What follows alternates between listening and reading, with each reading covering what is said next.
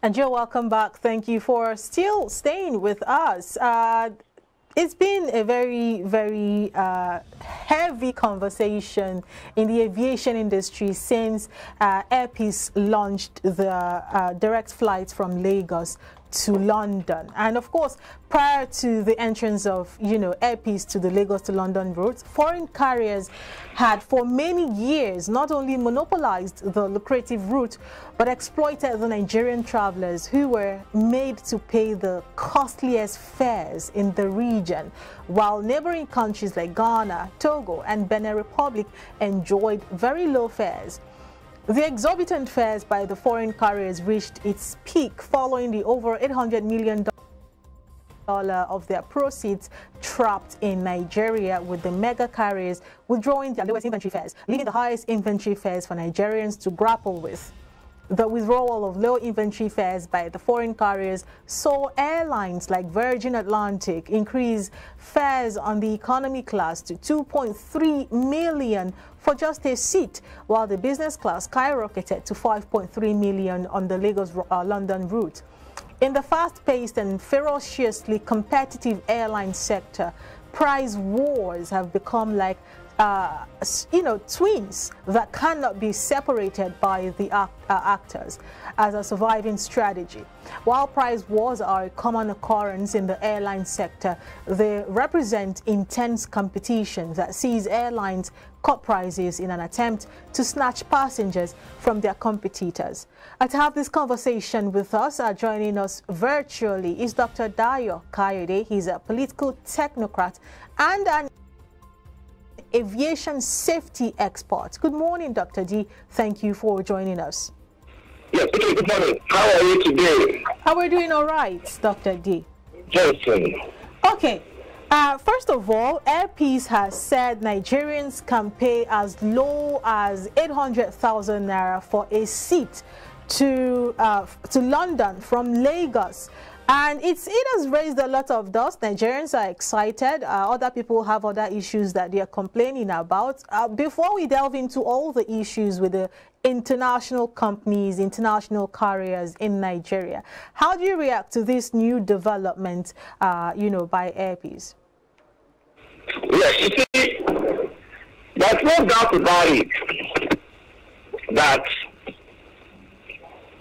our government, successive government, have been in connivance with various foreign airlines to be streaming Nigerians as regards airfare on international routes. How do I mean? So many of us have been querying the rationale behind the price of tickets from Nigeria to London in comparison to Ghana to London, Togo to London, that are almost of the same distance. And then you see Nigerians paying far higher than those routes. Who have been allowing it? It's just like when we were being defrauded, when this GSM first came to Nigeria,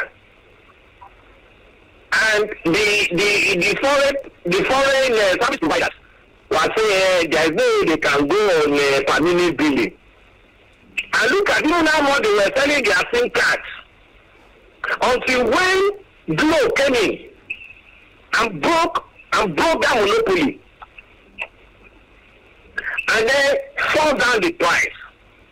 So also we are seeing in Air Peace. Can you imagine?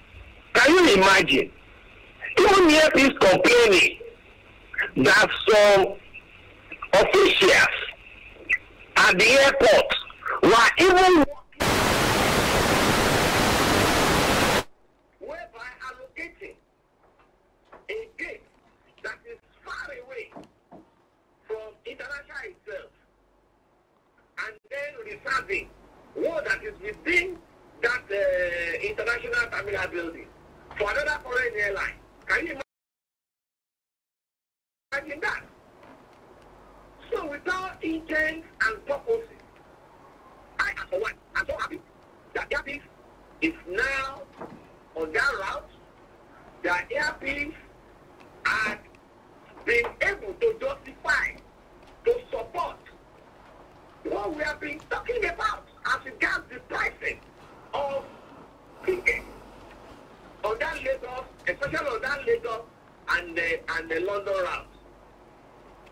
For Airpeace to have brought that price down, we are looking forward to Airpeace successes towards also now going to New York, going to other routes in Europe and the Far East, so that Nigerians can have a respite from all these cheatings that we have been experiencing over the years. All right, Doctor, your submission were quite up, because that's where I'm going to check you on right now. It's no news sometimes when Nigerians travel abroad to a foreign land and they are kind of given, some sort of inhumane treatment just because they are Nigerians. But of course, the reverse is the case now when indigenous business owners, precisely an indigenous airline owner, is being meted with such kind of inhumane treatment, so that he's been told to park his airline in a place that is completely disused, in a bush to be precise. The other day we read about a business owner who has been in the UK for a long time, but decided to, come back to Nigeria to invest. This time around in Lagos, and his property is about to be demolished. Why do we so much have this hate towards an indigenous business trying to gain, grounds in Nigeria, when these people obviously are desiring to make a mark, perhaps cement their names in gold? Why do you think we're usually having this kind of treatment meted on Nigerians, this time around on business owners? What does it speak for? Especially for those who might be thinking of someday to come back to Nigeria to invest, looking at this kind of treatment that their fellow Nigerians are going through. Josh, you see, I am one of those that have also been saying that Nigerians don't have value for themselves. And in a situation whereby we don't have value for ourselves, the treatment we are saying is what we be saying. Because in Yoruba, they will say this, they will always say this.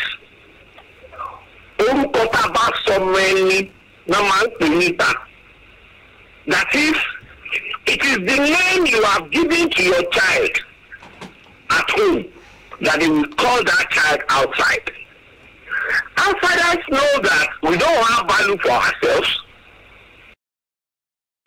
They know that when we come to that place, we will be asking for some standard goods, and then we'll be selling it here as a standardized goods.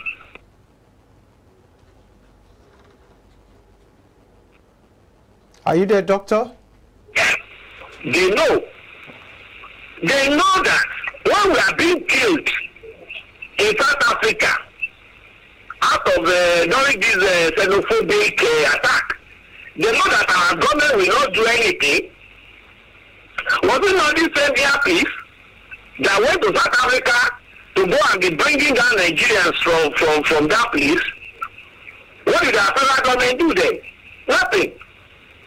What I'm saying is this: as much as we don't have value for ourselves, okay, look at it.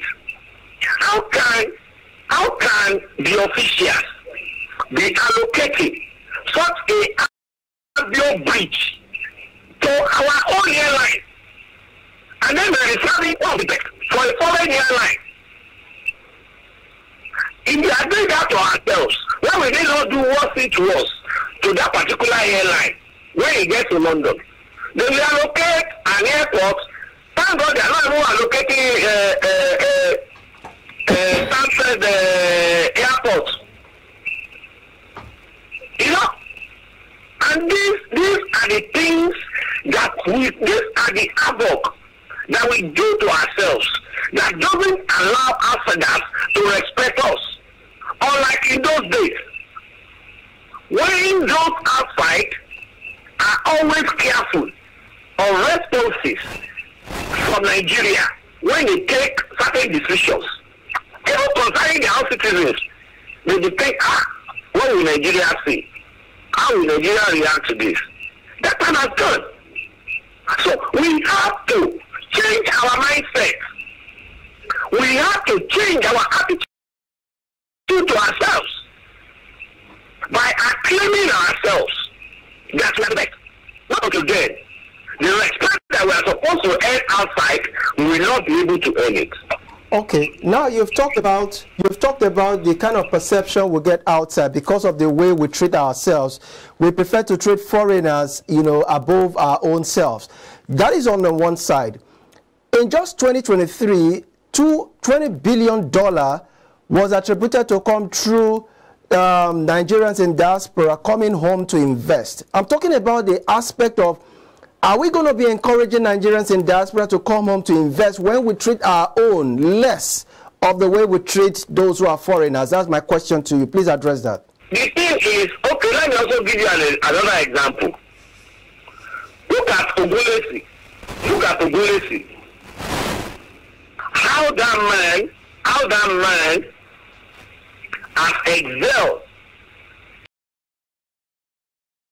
in aviation infrastructure in UK. Look at how it's now excelling in infrastructural provision all over the world.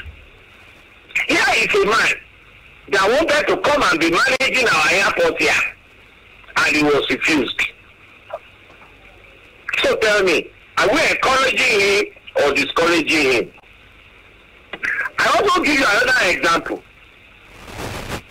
Another very close example. Somebody, a Nigerian from UK, wanted to get involved in provision of some services to a particular ministry here in Nigeria. He was denied. He was denied. Why? Because he is a Nigerian. He went back to UK and now brought one of his workers to Nigeria as the owner of the business. He now pretended as if that person is the owner and he is working for that person working for him in UK. Will you believe that that business will be to that company? Why? Because he decided to front in Britain. So tell me, why will anybody want to come and do business in Nigeria? We are not. If only we have been encouraging ourselves here in this country, here in Africa, we would have gone far. We would have gone far. And this is how all these people we call developed nations, this is how they develop themselves. Go and read about China. How China got to that level. They take their own out of their country to go and learn on different aspects of the economy. And they shut their doors against foreigners coming there. Look at where China is today. Look at the Aviation, how they call them. Go and read about it. There you go. So I'm still repeating it, and I'm maintaining it, and I keep on standing on it. Not until when we start according ourselves the kind of relevance and respect we should accord ourselves, honestly speaking, we remain to be a third world country. All right, Alan Oyema said that the rottenness in the system stinks. So now this has been brought to the table of the Minister of Aviation. Are you there? And you can see the treatment. That was meted onto him. You can see it. And this is what we have been seeing in not only in the aviation industry, in other sectors of the economy. The rotting there stinks. I mean, sorry, the rot there stinks. So, in spite of the stench that comes out of that system, it has been brought to the table of the aviation minister in the person of Keyamo. So what do you think he needs to do to be able to correct this anomaly so that Nigerians are beginning to be given that priority that they deserve as Nigerians doing business in their home country, Nigeria? Yes, I'm sure, definitely. Keyamo will do something about that. I'm saying this based on the background that I know Keyamo did while Oyama was trying to get license to fly into UK, because I have privy to the way Keyamo traveled to France to go and discuss with all these lessors that how can they be leasing aircraft to other European nations on a lighter time and not doing the same with us in Africa and especially Nigeria. I'm also privy to how you went to UK to go and warn them. On all the spanners and encumbrances they are putting on the way for airplanes to enter UK based on our BATA agreement. And he told them, if they don't relax all that, they too will retaliate. So based on achievements of Keyamo, within a short while he has been in the aviation ministry, I strongly believe that all those things, all those nonsense that were method to earpiece will be adequately, effectively, and immediately corrected. All right. Can you take away tribal sentiment from this? Because the former Minister of Aviation, in the person of Hadi Sarika, was in the system as at the time Allen was trying to get that particular route to London to have his plane fly that way. Nothing like tribal sentiment here. It's not about tribal. It's about the will. It's about the will to do things. But some persons are saying that what's his name? Hadi Sarika. Not I didn't know what to do, but I was not willing. His own ambition was somewhere else. Perhaps, I'm saying perhaps, fraud, like he did on the issue of Air Nigeria. That's where his focus was. But Keyamo's focus is on marketing Nigeria. And marketing Nigerian potentialities in the industry. Yes. Forgetting that. Forget that. It's where you work that you will eat. And nobody will even feel it. Like the people were alleging that probably Keyamo has interest in earpiece. Earpiece has started since when? Where was Keyamo then? So can somebody be alleging that? If at the end of the day, earpiece decide to compensate Keyamo on what he has done, is it not worth the while? Yorùbá will say tó bá dúpẹ́ orí àná á rí ní ìgbà ni. Ẹni tí ò jẹ́ dúpẹ́ orí àná dàbí ọlọ́ṣà kò ní lẹ́rù lọ. That is, if you appreciate what somebody has done for you, then that person will do more for you. But once you don't appreciate what he has done for you, it will be as if when the thieves are stealing your goods.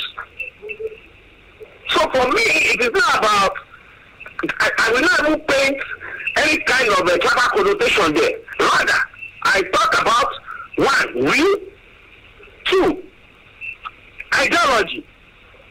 Ideology of Sirika as what it did can be likened to. Somebody wants to default, like what happened with Air Nigeria and Ethiopia Airlines.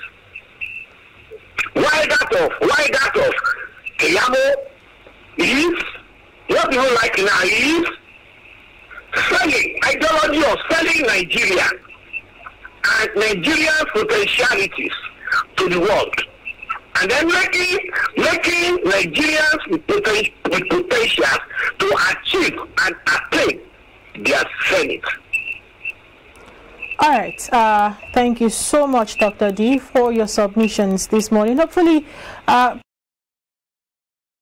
people in other sectors of the economy will, borrow a leaf from what Alan Onyema has been able to do with, the aviation that he functions in. I'm talking Air Peace, the routes from Lagos to London. I would have had other, aspects to this conversation to further it, but our time is up. So I'd like to say thank you so much, Dr. Dayo, for coming on the show today. We really appreciate your time.